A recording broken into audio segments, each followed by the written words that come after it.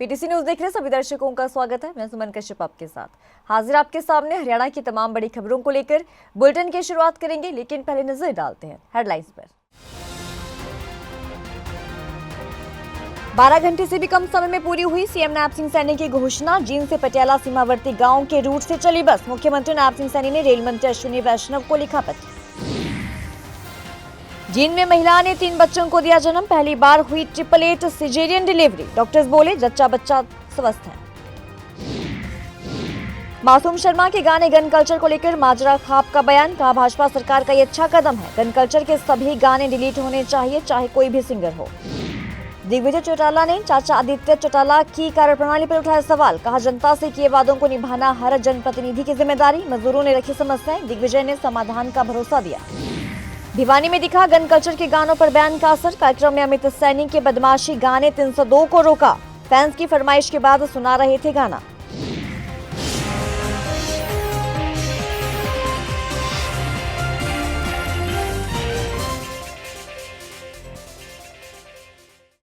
और अब खबर विस्तार से। नागरिक अस्पताल जींद में चिकित्सा इतिहास का एक बहुत ही खास अध्याय लिखा गया। यहां पहली बार 888 प्रेगनेंसी का सफल सिजेरियन ऑपरेशन किया गया। यह ऑपरेशन न केवल तकनीकी रूप से चुनौतीपूर्ण था, बल्कि भावनात्मक रूप से भी पूरी टीम के लिए एक अनमोल अनुभव रहा। 888 प्रेगनेंसी अपने आप में एक बहुत ही दुर्लभ स्थिति होती है। चिकित्सा आंकड़ों के अनुसार ऐसे मामलों में मां और तीनों बच्चों का पूरी तरीके से स्वस्थ रहना केवल लगभग 30% मामलों में ही संभव हो पाता है।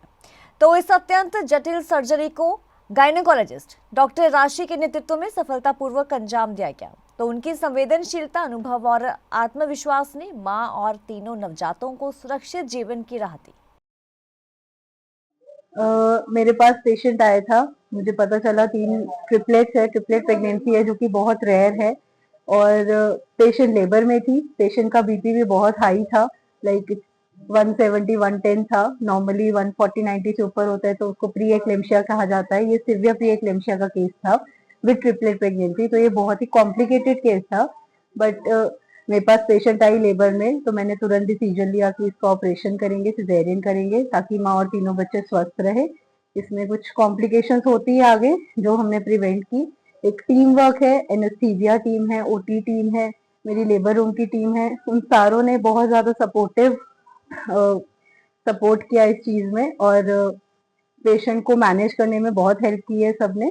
तो मैं यही कहना चाहूंगी कि अभी माँ और बच्चे तीनों स्वस्थ हैं। ऑपरेशन के दौरान थोड़ी कॉम्प्लिकेशंस हुई थी, बट वो मैनेज हुई है, और पेशेंट और बच्चे अभी सब स्वस्थ हैं। माजरा खाप के प्रधान गुरबिंदर ने कहा कि भाजपा सरकार के फैसले हरियाणवी सिंगरों के गाने गन कल्चर को डिलीट किए जाने को लेकर हरियाणा की माजरा खाप ने सरकार का समर्थन किया है। खाप के प्रधान ने कहा कि सरकार ने ये बहुत ही अच्छा कदम उठाया है। किसी एक से तो शुरुआत होनी ही चाहिए थी। सरकार ने जो गन कल्चर के गानों को डिलीट करने का फैसला लिया है वो काफी ज्यादा सराहनीय है। इससे समाज में उत्तर जा रहा था कि समाज में युवा बिगड़ रहे थे और बदमाशी की तरफ जा रहे थे। हम सरकार के फैसले का धन्यवाद करते हैं। और बहुत बढ़िया करे है। जितने गीत लचर गीत हैं या गन कल्चर के गीत हैं, ये बंद होने चाहिए। देखो स्टार्टिंग तो एक से होनी थी, और इसको जाति पाति पे ना लेके जाओ, सबके बंद होने चाहिए। हम खाप पंचायतें सर्व जातीय खाप होती हैं, सब बरादरियों की हैं, एक की नहीं है। इसलिए हम तो यही रिक्वेस्ट करेंगे सरकार से कि जितने भी लोगों ने लचर गीत गाए हैं या गन कल्चर पे गाए हैं, उस सारे के सारे ही बैन कर देने चाहिए। देखो अगर ज़रूरत पड़ती है तो खापें हमेशा ही बुराई के खिलाफ खड़ी हैं, और बुराई के हक में कभी भी नहीं जाती। अगर करना पड़ा तो पंचायतें तत्पर हैं, लेकिन अगर ये सुधार में ही आ जाती हैं बातें, सारी सरकार के उसमें ही सुधर जाती हैं, तो ऐसी नौबत आए ही ना। बहुत बढ़िया फैसला है, लेकिन आप ये कहना इस फैसले को सब पर लागू करो, एक पर लागू ना करते सब पर लागू करो। गन कल्चर का क्यों, अश्लीलता जो गाने हैं ना उनको भी बैन करो। एक गन का नहीं, ये अश्लीलता ये भी बैन करो। और भाई इन नौजवानों से भी गायक निवेदन करा खापा की तरफ से, भाई बढ़िया गाओ और बढ़िया सुनाओ, लोग तारा साथ देंगे। और पहले बढ़िया सांगी थे, भजन थे, आप भी बढ़िया मिल जाओ, आपका भी नाम याद करें। नहीं तो गंदगी में पैर मारोगे और समाज तारा बहिष्कार करेगा एक दिन। जननायक जनता पार्टी के प्रधान महासचिव दिग्विजय सिंह चौटाला ने एक बार फिर से अपने चाचा और डबवाली के इनेलो विधायक आदित्य चौटाला पर जमकर निशाना साधा है। दिग्विजय सिंह चौटाला ने ये कहा कि क्या विधायक आदित्य देवीलाल ने अपने विधानसभा सत्र के अंदर डबवाली हलके की किसी भी मांग को उठाया। उन्होंने ये भी कहा कि जनता से किए गए वादों को निभाना हर जनप्रतिनिधि की जिम्मेदारी होती है, लेकिन वर्तमान विधायक इस मामले में पूरी तरीके से नाकाम साबित हुए हैं। पीछे मुआवजा कुछ गांव का आया, कुछ गांव का मुआवजा रह गया। 2022 का शायद मुआवजा जारी हुआ था। तो मैं मांग करता हूं सरकार से कि पक्षपात किसी भी तरफ पर ना हो, बचे हुए गांवों का मुआवजा जल्द से जल्द जारी कर करके किसानों को राहत दी जाए। इसके साथ साथ हमारे शहर के अंदर कुछ प्राइवेट कंपनियों द्वारा पाइपलाइन डालने और उनके कार्य के चलते सारे शहर को खोद दिया गया है। आज शहर के किसी कोने से किसी कोने में चला जाए, शहर की बदहाली है, बुरा हाल है। कई जगह पाइपें टूट गई, कई जगह बिजली के खंभे कहीं उससे ध्वस्त हो गए। मैं मांग करता हूं हमारी कमेटी में बैठे लोगों से भी और सरकार से भी कि तुरंत इस पर सुध लेकर के और इस बदहाली से शहर को बचाएं। मैं मानता हूं कि जितने शहर हरियाणा में, उसमें अगर सबसे बदहाल है तो वो हमारा शहर है, और इसके लिए प्रदेश की सरकार और कमेटी में बैठे लोग जिम्मेवार हैं, अधिकारी जिम्मेवार हैं, और प्रशासन से मैं मांग करता हूं कि जल्द इस पर वो कार्रवाई करें। खेती के क्षेत्र में रोजगार स्थापित करने की बहुत संभावना है। अगर किसान सही तरीके से खेती करे तो वो उसमें अच्छा मुनाफा कमा भी लेते हैं, जिसके चलते अब किसान परंपरागत तरीके से खेती को छोड़कर आधुनिक तरीके से खेती करने लगे हैं और खेती को ही मुनाफे का सौदा भी बनाने लगे हैं। परंपरागत तरीके से खेती में इतना मुनाफा नहीं होता जितना कि जो है आधुनिक खेती करके होता है। सन 2017 में बागवानी विभाग की तरफ से उसकी जो स्कीम आती है उसकी तरफ से नेट हाउस लगाया था 2017 में। बाहर जो खेती को छोड़ के मैंने नेट हाउस में खीरा स्टार्ट किया और खीरे के बाद फिर शिमला मिर्च लगाई है और फिर फूल लगाते हैं। हम साल में 2 फसलें निकालते हैं। खीरे में जो खीरा हम अप्रैल में लगाते हैं, जैसे 20 अप्रैल को खीरा वो लगा देते हैं बीज। उसके बाद ये 30 से 40 से 45 दिन में खीरा टूट के बाजार में बिकने के लिए चला जाता है।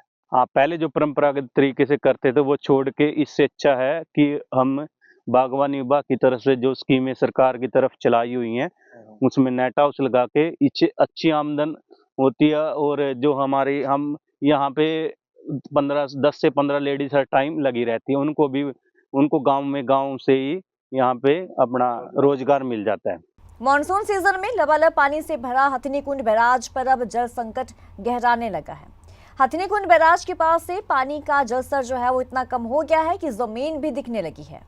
हथिनीकुंड बैराज पर पानी की कमी की वजह उत्तराखंड और हिमाचल में लगातार हो रही गर्मी कहा जा रहा है। तो गर्मी की वजह से हथिनीकुंड बैराज पर पानी का होना जो है वो काफी कम हो गया है और सिंचाई विभाग के एक्सिन विजय गर्ग ने ये कहा कि 3000 क्यूसेक पानी ही अधिकतम दर्ज किया गया है और न्यूनतम पानी जो है वो 1200 क्यूसेक भी रिकॉर्ड किया जा चुका है। तो ऐसी स्थिति में यूपी की तरफ से जो पानी सुप्रीम कोर्ट की गाइडलाइन के अनुसार 1500 क्यूसेक दिया जाता था वो भी अब कम हो रहा है, जबकि यमुना नहर में 9000 क्यूसेक पानी दिया जाता था, उसे भी कम पानी जो है वो डाइवर्ट किया जा रहा है और ऐसे में यमुना नहर भी पूरी तरीके से सूखने की कगार पर है। ताज़ा स्थिति जैसे कि गर्मियां अभी शुरू हो गई हैं और गर्मियों की वजह से जो भी पानी अभी अवेलेबल हो रहा है, जैसे अभी 3000 के करीबन पानी अभी हथिनीकुंड बैराज पर रिसीव हो रहा है, तो उसी के हिसाब से जिस मात्रा में हमारे पास पानी अवेलेबल है उसी के हिसाब से सभी के शेयर बांटे जा रहे हैं, यूपी को और हरियाणा को भी। कोई पानी नहीं रोका जा रहा, जितना हमारा पानी जो हमारे पास अवेलेबल है वो जो एज़ पर शेयर है उसी के हिसाब से दिया जा रहा है। उन्होंने क्लोजर लिया हुआ है जी, तो वो उनका मेंटेनेंस का कोई होगा, तो उन्होंने क्लोजर लिया हुआ है, उसकी वजह से वो बंद है। तो हमारा हरियाणा में पानी MLU की तरफ से चल रहा है, WGC की तरफ से चल रहा है। नहीं, पानी तो जी गर्मियाँ होती हैं तो वो गर्मियों के अंदर अपने आप फ्लक्चुएशंस होती हैं जी, जो पानी जल स्तर के अंदर होती है उसी के हिसाब से, लेकिन शेयर के अंदर जितना पानी अवेलेबल होता है उसी के हिसाब से एज पर शेयर दिया जाता है।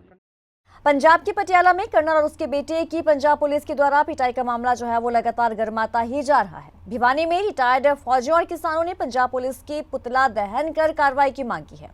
पंजाब में जंगल राज होने का आरोप भी लगाया है और अपनी वर्दी के लिए शहीद तक होने की चेतावनी भी दी गई है। बताया ये जाता है कि करीब एक सप्ताह पहले पटियाला में एक होटल में एक कर्नल अपने बेटे के साथ खाना खा रहे थे। तभी किसी बात को लेकर पंजाब पुलिस के 4 इंस्पेक्टरों ने बाप बेटे को बुरी तरीके से पीटा। पंजाब सरकार ने, जो आप लोगों को पता है, गत समय पर जितनी ज्यादती की है, पंजाब पुलिस ने एक सर्विस के दौरान कर्नल साहब, उसके बच्चे होटल में खाना खा रहे थे और अपना काम की घर की बातें कर रहे थे। पंजाब पुलिस ने क्या किया? पंजाब पुलिस ने ये क्या है, एक आम आदमी जो नॉर्मल सिटीजन है वो कैसे रहेगा जब कार्यरत कर्नल साहब और उसके बच्चे और परिवार को तरह पीटा और बर्बरता से पीटा। और ऐसा व्यवहार हमारी ड्रेस का एक अपमान है, पूरी सेना का अपमान है। हमें बड़ा लज्जित होता है कि इतनी बड़ी बड़ी सरकार और 3 साल से जो गुंडागर्दी राज चला रही आम आदमी पार्टी गुंडा राज पंजाब में 3 साल से जो भगवत मान कर रहा है ना, इसी तीसी करेंगे, हम आगे आंदोलन को बढ़ाएंगे। नहीं तो कर्नल साहब के साथ जो जाती हुई ना, वो ड्रेस के साथ जाती हुई है, वो सेना के साथ जाती हुई है, पूरा सैनिकों से साथ जाती हुई है। इस अपमान को हम अपने गले से नीचे नहीं उतारेंगे। जो है वहाँ पुलिस के 4 इंस्पेक्टर थे और 7-8 ASI हवलदार थे। उन्होंने बड़ी निर्ममता से उसको पीटा, उसके बेटे को, और उसको बहुत जाति की है उसके ऊपर, और आज तक उनको गिरफ्तार नहीं किया पंजाब सरकार ने। एक फौजी जो देश की सुरक्षा करता है उसके साथ इस तरह की जाति पूरे देश की तोहिन है ये। और हमारे फौजियों के ऊपर इस तरह का अत्याचार जो ना हम लोग सहन नहीं कर सकते। पिछले हफ्ते किसानों के साथ उन्होंने ऐसा ही किया, गिरफ्तार कर लिए, एक तरफ बातचीत का ढोंग कर रहे थे। तो ये जवानों और किसानों के साथ भगवंत सरकार ठीक व्यवहार नहीं कर रही है। हरियाणा में बदमाशी के गानों पर लगाए गए बैन का असर अब सार्वजनिक कार्यक्रमों में भी दिखने लगा है। बीते शनिवार गुरुग्राम में सिंगर मासूम शर्मा के बैन किए गए गाने को रोका गया और रविवार रात भिवानी में आयोजित कार्यक्रम में अमित सैनी रोहतकिया को भी बदमाशी का गाना नहीं गाने दिया गया। कार्यक्रम के आयोजकों ने गाने को बीच में ही रुकवा दिया। हालांकि अमित सैनी ने जब जनता से पूछा तो लोगों ने 302 गाने की फरमाइश की। इसके बाद अमित सैनी रोहतकिया ने ये कहा कि जो होगा देखा जाएगा। उनके कहने पर गाना बजा तो दिया, लेकिन गाना बीच में ही रुकवाना पड़ा। इसके साथ ही अमित सैनी ने कहा कि गाना सुन लो, लेकिन 302 मत लगवाना। तो वहीं कहा कि 2-4 दिन ही सुनेंगे, उसके बाद कुछ नहीं होगा। पैसों के लेन देन से परेशान गांव बिरला में पशु डेयरी संचालक ने खुद जहर खाकर अपने 5 वर्षीय बेटे को भी जहर दे दिया। तो जहर से पिता की मौत हो गई और जो बेटा है वो गंभीर हालत में अस्पताल में एडमिट है। बारहड़ा थाना पुलिस ने शव का दादरी के सिविल अस्पताल में पोस्टमार्टम कराते हुए सिंचाई विभाग के SDO सहित कईयों पर केस दर्ज करते हुए आगामी कार्रवाई जो है वो शुरू कर दी है। आपको बता दें कि गांव बेरेला निवासी 35 वर्षीय मृतक संदीप कुमार सिंचाई विभाग में अनुबंध आधार पर बेलदार था। इसके बाद उसको नौकरी से हटाने पर गांव में पशु डेयरी का काम करने लगा था। संदीप ने बीती देर शाम खेत में बने अपने घर पर जहर निगल लिया और अपने 5 वर्षीय बेटे को भी जहर खिला दिया। दोनों की हालत खराब होने पर परिजनों ने उनको सतनाली के निजी अस्पताल में भर्ती करवाया था, जहां पिता संदीप की मौत हो गई तो वहीं 5 वर्षीय बेटा जो है उसकी हालत गंभीर बनी हुई है। 23 तारीख को मैं बारहटा गया हुआ था, वापस आके देखा, भाभी का फोन आया तो उसने खुद ने और उसके बेटे ने जहर खा लिया था। मैंने पूछा क्या हुआ, बोले मेरे को जेई ने धोखा दे दिया और जो गांव से 2-4 आदमी जिनके पास पैसे उधार ले रखे हैं उनने भी मेरा जीना आराम कर रखा है, तो इससे अच्छा मैं मर जाऊँ। मैंने मेरे बेटे को खिलाया, बोले जो लोग आज मेरे को परेशान करे कल मेरे बेटे को भी परेशान करे, इससे अच्छा मैं अपने बेटे को साथ ही ले जाऊँ। मैं उसको बाहर डाली गया, बारहड़ा वाला ने उसको सतनाली रेफर कर दिया। सतनाली वाले बोले भिवानी ले जाओ। रास्ते में आते आते उसने अपनी देवपुत्र संदीप और संदीप पुत्र सोमवीर गांव बिरला ने जहर खाकर आत्महत्या कर ली है। इसमें से देव काफ़ी गंभीर है और संदीप की जिस आदि सूचना प्राप्त हुई थी वो मर चुका है। जिस सूचना पर कल मौके पर सीन ऑफ क्राइम टीम भी पहुंची, वहाँ पर मौके पर निरीक्षण किया, जांच की और आज मर्ग कार्रवाई के लिए मोर्चे का दादरी पहुंचे हैं। जो मृतक संदीप की पत्नी ज्योति कुमारी ने अपनी शिकायत दी है, जिस शिकायत में ज्योति कुमारी ने कुछ गंभीर आरोप लगाए हैं। गांव के भी 2-3 व्यक्ति हैं, वह एक बोन कलावासी है, जिस पर तुरंत पुलिस ने कार्रवाई एक्शन लेते हुए मुकदमा दर्ज कर दिया है और अभी मर्ग कार्रवाई चल रही है और जल्दी आगामी कार्रवाई जांच करके आगामी कार्रवाई की जाएगी। इस बुलेटिन में इतना ही। खबरों की ज्यादा अपडेट के लिए आप बने रहिए हमारे साथ।